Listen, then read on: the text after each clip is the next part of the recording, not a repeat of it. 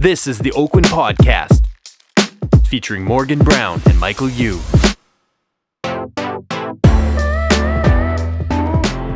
Okay, everyone, welcome back to the Oakwyn Podcast. I'm Morgan Brown. I'm here with Michael Yu. And I'm the Podfather. and we have a special. Oh, he's in it too. Oh, That's right. yeah. Obviously, we have a special guest. How do I say The one and only. The one and only, the legend. Do not call anyone a legend. I hate that. He's like, I hate the word legend. Jay McInnes. Yeah, Jay McInnes. Thank you for having me. Woo! Thank you you for doing today, coming. I'm very good. And it's a special day today. It is your Birthday. I'm much older. Yes. I feel like you're, first of all, okay, Jay. when do you start becoming a silver fox? I When you- started like No, your hair is not that silver. Oh, is Look at the it has to do sides, with it's silver. Oh, it has to do with hair. Yeah. Oh my God. I thought it just had to do with Who is age. this guy? I don't know. I can't handle him. yeah, it's all about the hair. I got high so you IQ, keep dyeing everyone. it, and then you're never gonna be there. So I know Jay from when he was single to now when he was married, and now he has Wow. 3 daughters. So it's been a long time. Yeah. And You now guys he's go getting way older. back. He's not much older Okay, now. Jay, what was Morgan like No, 10 years or 15 years This is ago? Let's get the terrible. real No. deal, Jay. Come on. I'm the same. This is too much. Morgan was always extremely like. Oh no. I'm gonna try and say this, but not. The groan. It was very easy to push her buttons. We'll say. Oh, when we were wow. younger. Reactive. Yeah. So So she was always very like rah, and we would always like prey on that quite heavily in the office. So what you're telling me- we nowadays they call this bullying, Yes. but That's exactly what I was and gonna it's say. apparently a bad thing. But Right. yeah, we tried to. Doesn't toughen it build her up. character though? Or? Yeah, toughens you up. We were all like really young. Like, Yeah. I mean, when we all started our You guys careers, well, you were too, but like you started your career at the same kind of I like was couple. 27 When you became an agent? Yeah. But you were still like, I think because you worked. So let's talk about that. 26, Let's yeah. jump into this, Jay. So tell us, like, how did you get into the industry and where did you start? And now where are you? I guess. I got into the industry through I worked. I sold cell phones. Yes. And then we went through At this the mall? and the other things. No, I sold it at the Hornby and Georgia, Okay. the cathedral building Cathedral building Okay. for TELUS. And then if we're going to sell something, we might as well sell something bigger. What Right. can I actually do? Blah blah blah. My dad built houses, so I was familiar with that side of it. And then decided Right. to either go into real estate or the stock market, and I spoke to some family friends in either, Yeah. and then decided to go in the stock. Imagine into real if you're estate. in stocks. Oh, it'd be amazing. I'd probably be way richer. wolf right of- now. Yeah. Well, What street is the stock market in Vancouver? The Wolf of Hornby. Hornby, I think. Yeah, something like that. Yeah, down there. Yeah. And yeah, so worked for a pre-sale company for the first year, got licensed, and then quit. Yeah. And paid off my credit card to zero, and then started at the bottom. Yeah. Now At you're zero. here. At zero, yeah. And Now then I you're- met you. Actually, the And then first it time I began. Stay of her met life. the first time I met Jay, I was like, I came in and in chaos. I was like, I need a mortgage broker now. Jay's like, I have somebody here, and then it Was was that like, at the downtown office or in no Carousel? Carousel. And it was like very funny because I was like, who's this guy that thinks he's hot shit? A lot of arrogance. Yeah. Like, oh gosh. So yeah, and then we both ended up working downtown. Yeah. And which that's is where great. it kind of really Started taking off. got interesting. Yeah. Which is so good. And do you feel like you got in at like a good time of the market when you first started? Well, yeah, there's no bad time of the market. You got to learn a good and a bad market either way. So we got in when we got in, it was 2007, 2008. I was oblivious to, because I was like working in pre-sale. I was doing retail real estate. So I was working in a sales center. So it's not real real estate by these measures. Right. It's like Okay. you're sitting in a store and So people tell are us the coming in difference to between buy the stuff. two. Yeah. if you don't So mind. I was a For the sales listeners that don't know. I was a sales coordinator. So basically, we sat in there was sales staff that actually wrote the contracts. Okay. Once the contracts were written, I got them. And Right. I was like a glorified, I was like a glorified Writer. filing cabinet organizer, basically. And made sure everything was correct, sent out all of the additional documents to the buyers and all that sort of stuff. So they would come in and write with the salespeople. They got paid their respectable incomes, and I got my hourly. Right. And then basically it was just corresponding with the realtors of the buyers or the buyers directly with any contract stuff moving forward. Do you think that helped you, like do in you your think it was resale? beneficial Yeah. for your It was definitely beneficial in understanding contracts, Okay. even though those contracts are different from ours now. It was, Right. and kind of how the legalities, like obviously with them, there's rescission periods. Why Yeah. do they have that? And these are the laws and all that sort of stuff. So it was definitely beneficial. But we went from selling like really quickly to the whole US meltdown down there. And then by the end of it, I was like, our sales center was dead. I ended up in Surrey as my last project with them while I was getting licensed. And then I finally got licensed and then again, quit that. So I did 5 projects in that year. Wow. And then quit that and then got into resale. And once I got into the office, everyone was like, you're in the wrong place. Like the US market just crashed. The whole thing's over. Right. All the old Great senior, news. all the old silver foxes Yeah. in the, The silver in the foxes. Kerrisdale. Would they be office. considered foxes or another animal? Like No, like Trolls or gorillas. something? Yeah. They were like well weathered and past their old catcher's mitts. yes, 100%. We actually started, like, I think that's what brought us together too, is because there was a very old school mentality up at Kerrisdale. And Well, we then had to stick together. we had to stick as the together. We're young like, guys. we're young. We need to go back downtown.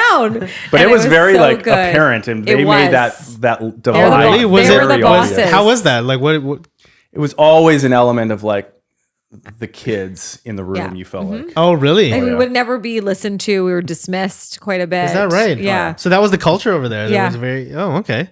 Back Like, how then. did they? What did they do? Did they say anything, or was it Jay like? was always had like a very good. He always like had humor with them. They always like liked you. Like you were like one of the guys.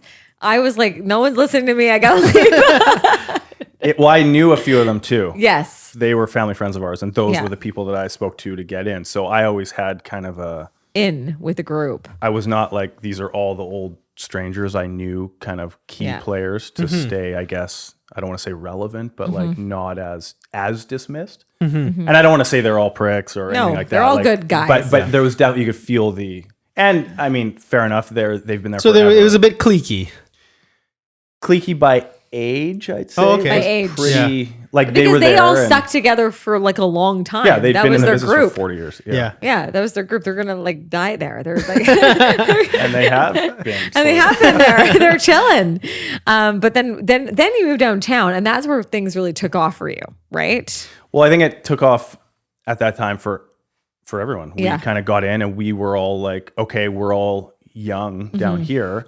And we were all very conducive with, I'm doing fucking 2 opens a day Yes. all weekend. And we're here till 1 a.m. printing Push each goddamn other. flyers and blogging and all this YouTube, all this new stuff Right. that wasn't now. Did you embrace all that new stuff right away? Yeah, we went back. I had YouTube. My starting YouTube was like 08, Okay. which was like retarded. What was it? Tell us your first few YouTube videos. What was First it? of all, Jay wants to be a celebrity, people.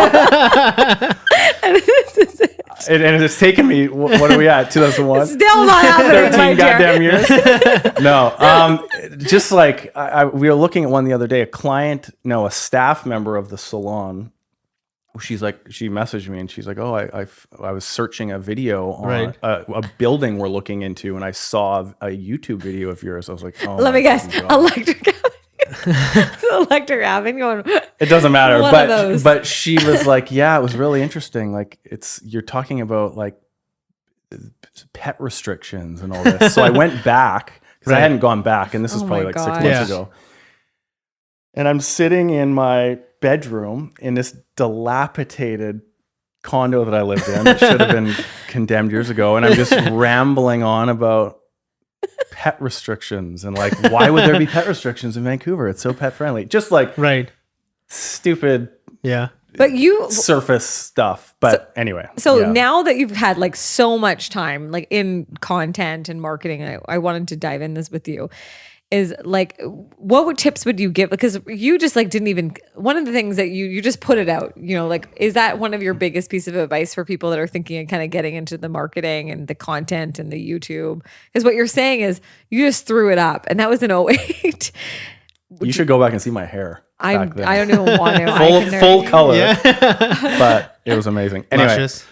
yes, I would use that word. 3 tips. Give us some tips on the marketing side when they're just starting. You have to. The most important one is that put it up, and I try and make this specifically having kids now, and specifically having daughters. Yes, they are already at the 5-year-old is. Emmy doesn't care yet, but Aria, the 7-year-old, she turns 8 next week. Crazy. You can see she cares what people think. And even in like grade 2, so-and-so said this to me today. So-and-so did that today. And it's very apparent how early we get affected by and influenced by, and most importantly, Comments of your peers, our yeah. feelings, Right. of everyone around. So it's very, dating back to your last comment there, it's very important. The number one thing is just put it up. You as a self-critic of what you're doing is all in your own head. Yes. Because I could put something up and I'm like, it happens all the time. I'm like, this is the funniest damn video ever. Ben, like, this is the topic. This is it. And he's like, you're an idiot. This is not going to work. So, okay. So there's the first, I could be like, okay, no. Right. But I'm going to be like, no, I think this is funny. So this will do. And then Michael could see it and be like, that's the stupid. And then you could see it and be like, yeah, that's pretty funny. It's pretty funny. So you're trying to, as a content, I think, creator, prejudge as generally as possible, like, how is this topic going to be taken? How am I going to get the most traction?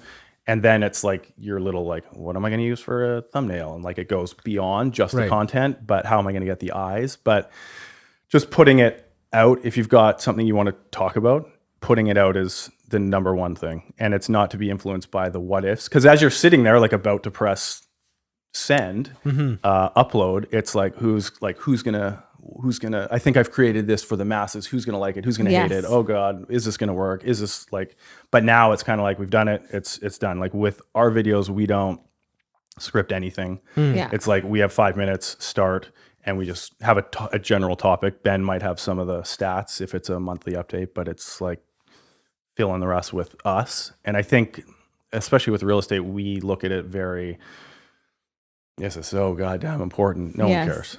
And the stats that I'm saying are the same stats if you did an update you'd be using, that Michael would be using. Similar it's all just content. So from the generic baseline of what is this video about? This is a February market update.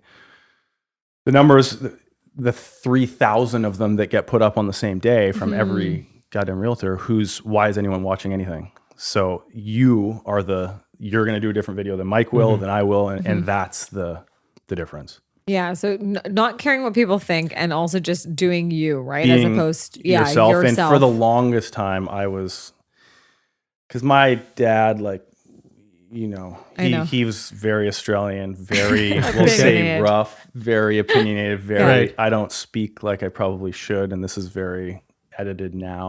I'm not swearing. I haven't sworn yet, but you get very like, this isn't how I should talk if I'm. Well, this is what I was just going to say, that our generation, because our parents, because we're all in the same kind of group, they really cared what people thought, like in the sense of like respect. And there was a whole different, but it wasn't like as large because there was so much social media around you watching everyone, but there was a huge different, right? Like he was very like the other off way. The farm. That's what I'm trying to say. He grew up on a farm. He doesn't care. He doesn't like the city. There's too many people. He's like, this is the deal. So I took a lot of that. And my mother's always like, don't speak like that. Don't say that. So I was always very in my head about like, both. I can't talk this way, and I shouldn't talk this. I shouldn't. So did you take a lot of time to prepare for all these videos and stuff? Not prepare, but really like. Yeah, I always find that a lot of agents, they try to like they try to make something perfect. Like, Yeah, they try to 100%. they spend so much time to release something and it gets like 1 view or something. But And they that's spend, the thing. You can make it as you Oakwyn think. podcast on YouTube. 2 views. It's growing. 3 views. I'm waiting for 18. I've been waiting for 18. If we get views. 18 views, Like, I'm 18 going to views! celebrate bigger than Jay's birthday. You have to be like, I think you just have to be able to put it out. You've always said that to me. You're like, just do it. Put it out there. Not care what people think. But da, da, you'll, da. and then you build like the real, like what are the, before all this, what would we do? We'd put flyers out. So what are the analytics of a flyer? Yeah, Did I get a exactly. call? Did I get a call? What's the measuring? Yeah. So like, and it's very difficult. And it's like, well, I sent out a flyer. I didn't get a call. Flyers don't work. I'm done. Yes. You can't take No. it face value. So you have to keep trusting the system and blah, blah, blah. Yeah. But with social media, like you're saying, we will get thumbs down, thumbs down, thumbs down. You're an idiot. You're an idiot. The market's crashing. Like people are like, they do not care. So Yeah. there is zero filter. I'm going to look at your and reviews. they just, Does that affect you in any way when you see those things? no, because for us, again, like dating back to like being with the old guys and laughing it all off. Like I'm very much like that. Like from high school, everything is like, you can't take anything seriously. So everything's funny. This guy's trying to insult you. It's funny. They're trying to get under your skin. You know what they're Right. doing. Yes. So all these negative comments on YouTube, you know what they're doing. They're just barfing there. Are you teaching that to your daughters?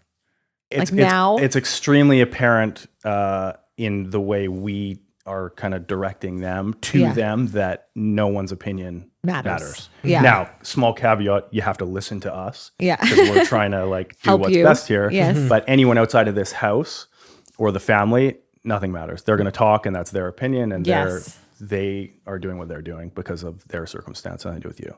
So crazy. Going back to your flyers, you're like so pro flyers, so pro, like, right? Like, I mean, you've been doing that for like ever. Do you feel like that has been, everyone has a different business plan for their business. Do you feel like you have seen the benefit of that?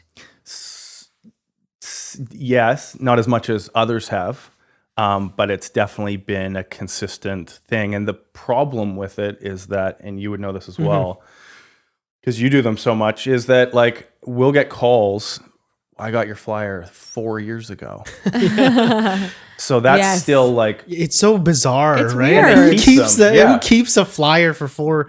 but I find that they do. They do. And They I find do. that people too, that like, you'll walk into a building, people like, hi Jay. And I'm like, hey, and trying to be as polite as possible and start a conversation. But I'm like, who the hell is this person? Have I met them? But you find out that they've been getting your flyers. So you've been in front of them for however many years. Right. Yeah. And a lot of people too that for investment units, I find that they have their investment unit binder. That's how they run everything. And they've Right. got all their hydro bills and their bills and your flyers. It's so And strange. it's part of the like psychology of the unit with them, I find. So you said back in this flyer, and they'll pull it out, that the market was doing this. Where are we? Like it's Wow. it's part of their Wow. process. So it's hard to. There's definitely been other stuff. Like now the business is a lot more referral based, which is great because that's free. You've kind of organically earned that, but you still don't want to give up the flyer stuff because people will call 4 years later. So you want to always, keep that consistently going. go together on it. Yeah, I think it's a lot of people have, you do so many flyers too. Yeah. And I think that this is so true. So everyone can hear this. They do call you back after 5 years after getting a flyer. It's creepy. Yeah, it's gotta, I always, everyone has different philosophies going back to like the old school fundamentals of, spending a certain marketing budget on trying to develop business towards listings. And obviously flyers are more towards the listing side of the equation. Leverage it, So trying to focus there, I think and just, taking a proportion of your income and putting that towards that purpose. So that's kind of how, I've always done it, but They say that you have to hit on social 25 times, Okay. but on flyers it's to 8. Okay. 8 times. It's more reinforcing. So it is more expensive, obviously, but Yeah. it supposedly you get the return faster. I feel like if I was starting today, like if you were starting today, Okay. Jay, let's say we're all like, hey, we're back to being rookies again. We're getting bullied by the old people. You too. He was Yeah, I was bullied. bullied as well. And I took it personally. Oh, really? Yeah, that's dangerous. Yeah, you were like, oh my God. Don't But do yeah, that. you don't know what you're going to get yourself into anyways, right? Yeah. Like, I mean, I would yes. probably like if it was me right now. I think I would try to build my business through social media. You know, ideally, like I think that's such a I think I'd growing go, kind I of. think I'd go more like relationship heavy. Yeah. And I would go really like into the referral side big time now because I did so many flyers and so many Craigslist ads. And he used to call me like a leaker queen because I was always selling shit product, to be honest, guys. Hate to say it. But he was so mean to me. He's like, oh, you sell another leaker? You sell another leaker? like leaky condo. Yes. Oh, I only sold like a I was couple. like, what's a and then leaker? shit. Yeah, I was wondering the same thing. I was like, they're not leaking. like leaky condo. Well, some of them leak. are. It didn't leak. There's no proof. It's not in the minutes. It's not in the minutes. Right. It's not in the minutes, guys. But yeah, like I think I would have switched over because we were so like doing everything, I think, when we first started, right? But it's the same thing now. There's just more platforms on everything. right. But I still believe like you can't. So if you put out if you want listings Right. and you want good listings, let's be honest here. I want to target you as a homeowner here. Am I going to put out a video? Are you going to watch Right. a YouTube video? I don't know. I'm assuming the house across the street, it's $4 million. So I want that listing. How am I going to get it? Well, I can Right. flyer him. Yeah. No, it's expensive, blah, blah, blah. But I know it's entering his home. Beyond that, the easy stuff is like, I'm going to put up a YouTube video because it takes 2 seconds. I'm going to go Yeah. on Instagram post. Is that owner making real estate decisions based on a YouTube video? I don't know. Is he a lawyer? Is he a trust funder? I have no idea why he's in that house. Right. So the problem I find with social media is it's very easy to put stuff out. It's very like, you got to be on social, but who's making buying or selling decisions based on that? My opinion is still, it's the lower level. I don't think interesting. you're getting into like the luxury real estate market No. by posting on social media. No. A lot of That's people are going to interesting. disagree with that. I think it's but pretty I don't. emerging. You know, I think It is. obviously it's like And people like Mm-hmm. us and younger, Right. specifically now younger, but like you have to look at the realities of our people that have money, the older generation typically, Right. that own this expensive real estate that you want to be at the table with.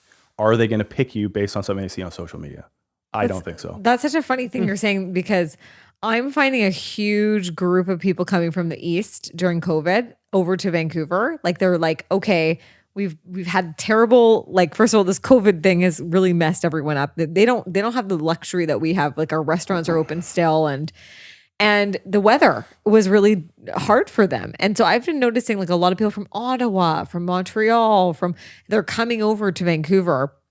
And one thing that I've noticed is that they're looking at magazines and they're looking at a lot of just the typical engines, but they're not looking at massive social media yet. So they're buying, what price points are they buying? They're buying between 1 and 2 million. And they're a little older, like 45 to, Which is 40. normal. Yeah. Yeah, I get it because it's so common now. Like, start a YouTube channel, start an Instagram. I Right. post on Instagram every day. It doesn't, you're not getting that higher end. You're going to get, like, if you're a buyer's agent, Yes. you're focusing on first time buyers, the best place ever yeah. because they're looking. You started with let's go into that. You started with first time home buyers. Yes. You were like the first time home buyer king. You niched into that Yes. market, right? Yeah, because I was You did. super insecure that I was 27 when I started. Right. Yeah. All the people with money that are my parents' age, they're not going to listen to me. Yeah. Why the hell would they listen to me? They're Do you believe that now? After this many years in the well, industry? now it's changed. Yes. But at the start, it's like they have friends that are realtors that are their age that already have 10 to 15, 20 plus years of Right. experience. Why the hell would they Listen not to gonna me. come with me? Why would they? Yeah. They shouldn't. It's all based on experience. Yes. I don't know. Like I disagree with that, Jay. You know, like I would say because it just depends. When someone's been in the industry for a long time, they sometimes take it for granted the position Yes. they're in, and they don't serve their clients. They you know, I've noticed Terrible. that. They're terrible at Like for serving. example, I used to do a lot of expired listings, when I first got started, and I would like knock on a door, and then the homeowner would be like, "Is my listing expired?" I was like, "Your agent didn't call you to tell you your listing was Well, expired?" that's pretty extreme. Yeah. And then That's they're crazy. like, and I was like, oh, I should call him right now to tell him to put my listing back on. And I'm like, no, before you do that, you can hire me.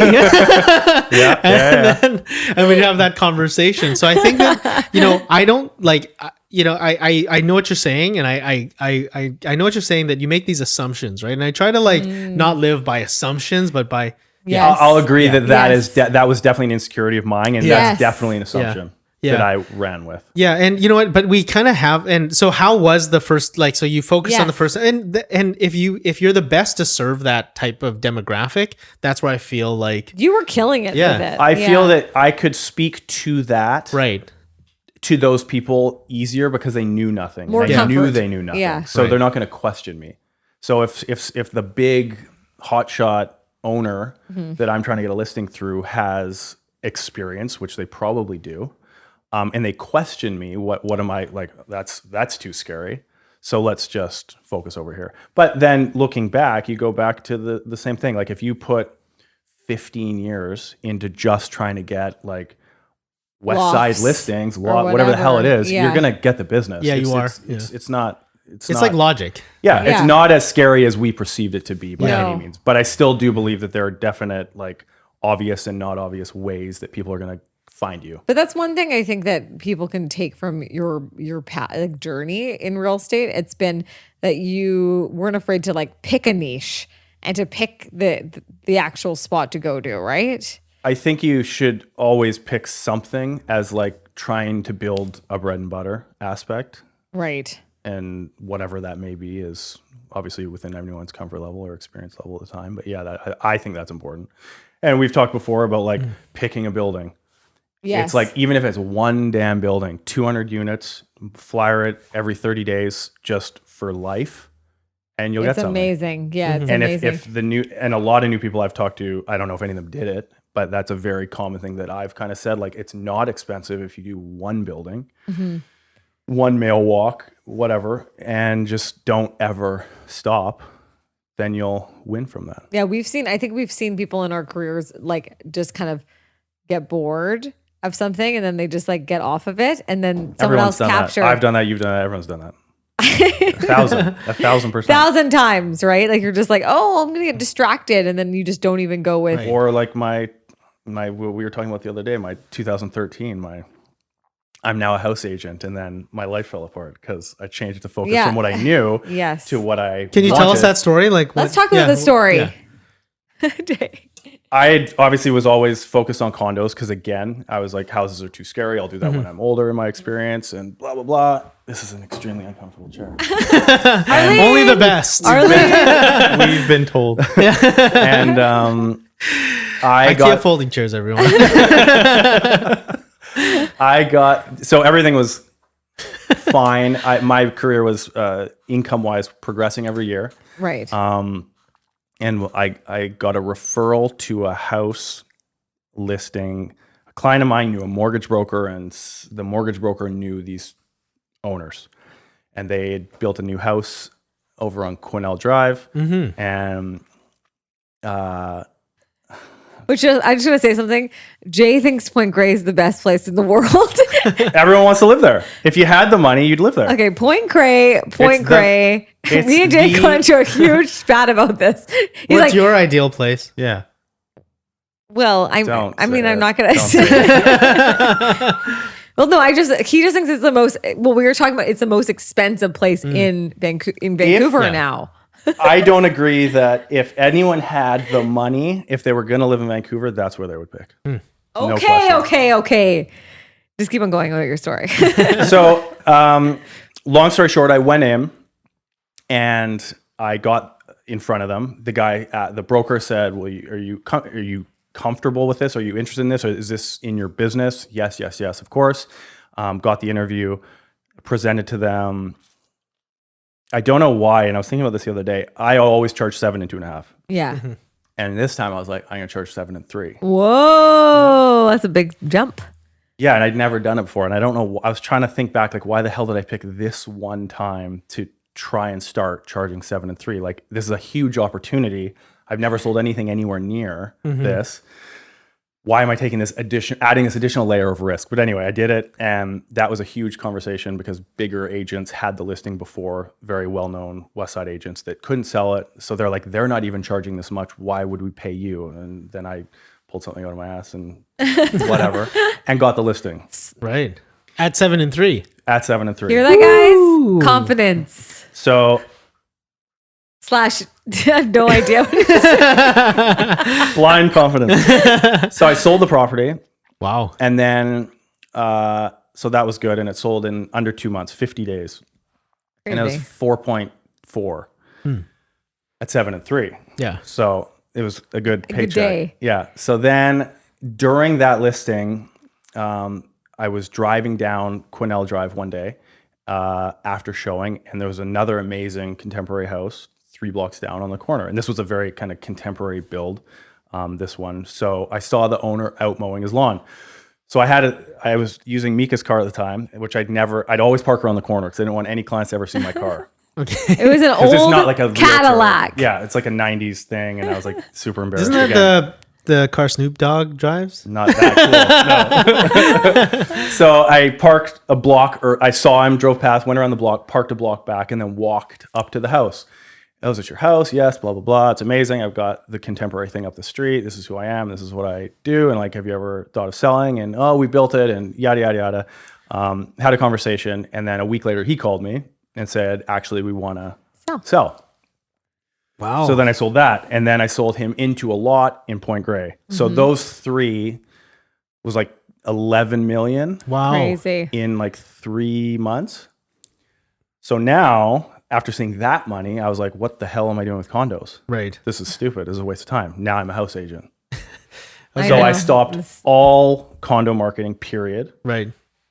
in its tracks, Oh my gosh. and started flyering and putting out content. And this was 2012 or 13, one of the two. Blogging was still big. Right. Blogging. And everything, I dedicated everything to that. And nothing more on, again, all the years of flyering I had been doing to buildings, I just stopped and then went all into this house. So I started mailing the West Side, and those are the sales. And now you can only mail a just sold so many times. Right. Because everyone's seen it. And then you're like, well, they know I'm not selling anything because I'm keep mailing this one sale. It's got a different photo or whatever. So anyway, I went all into the houses, and then I had my best year that year to date. And then the following year I went back to like year 2 income because I got nothing because I was just brand new. No one knew me. I had like fresh. yeah, it's like I was starting brand new, and I can't expect to make X amount my first year. Because this is the thing too. They don't know. They see it just sold, or they read something. They don't know. You have to get in front of people because then you can articulate what you actually. Right. Topics come up. You can speak to it. You bring topics up to speak to try and build Rapport. and build a confidence level in them that you're worth taking the risk on. Right. So yeah, that's what happened. I was going well, and then I got arrogant on these 3 sales, and then it killed me.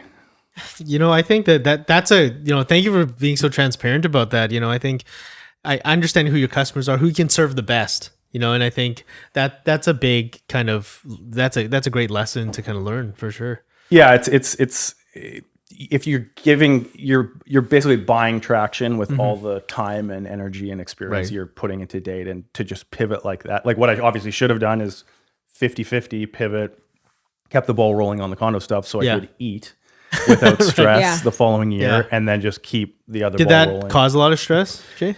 Oh yeah, for sure. Not like real stress. Right. Like I could still pay rent at the time. Right. And luckily I didn't have kids yet, but it was like more career, like what the hell's going on? Yeah. I thought I was because I did these things, and Yeah. then you're like, why aren't I getting anything? Now my condo stuff You're like, isn't coming. your confidence is starting to. For sure. Yeah. You get punched in the face. Yeah. I think the best combination for like anyone that's like 10-year plus is number one, referrals is typically what takes over, right? Like Yep. in 90% of the time. But it's a combination of still feeding your bread and butter farm that you're having, and then also still wanting to innovate and be new to another space, right? Like, because you don't want to just be doing just that sometimes. Like, I think realtors are all actually a little bit, definitely have that creative side too, that want to do something that's challenging and to, to start a new niche or whatever it may be. So I think what I'm seeing is like after 10 years, people are kind of doing all three, but they're mostly focusing on referrals. Do you think that's true? I think that by now there's definitely, I think that's true for sure. I think you always need to have your bread and butter going. You should always be like having that other market that you're trying to break into. And if it's that one building again, or that one neighborhood, but you got to think you pay at the front end all this time and money. Yeah. To try and get to be a referral agent. Like I talk to a lot of guys that are like, oh, these videos, how do you put them up so often? And like, who do you use? What do you do? And I'm like, well, Right. where this, and kind of like, where are you getting your business from? Like, oh, referral. It's like, what the hell are you going to waste your money for on like videos? Right. You're at the, just Referral nurture the point. goddamn referrals. Yes. Anyone paying money to get anything is trying to build a referral business. Right. So why waste it? Instead of spending $300 or $500 a video, go and take more people out to lunch. Yeah. Yeah. And Like enjoy nurture time. the referral, because you've already got that warm referral and you can really leverage your time differently.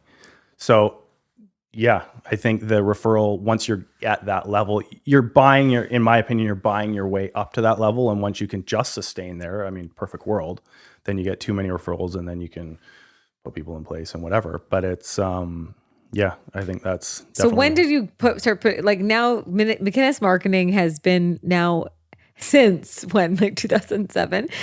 I guess it was like, that's like the estimate of the year of your company. So Jay, like No, what do you mean? like, like it's like McInnes marketing. No, that's like 3 years. 3 years in the making, guys. When did you start to team up with this partner of yours, and what made you do it?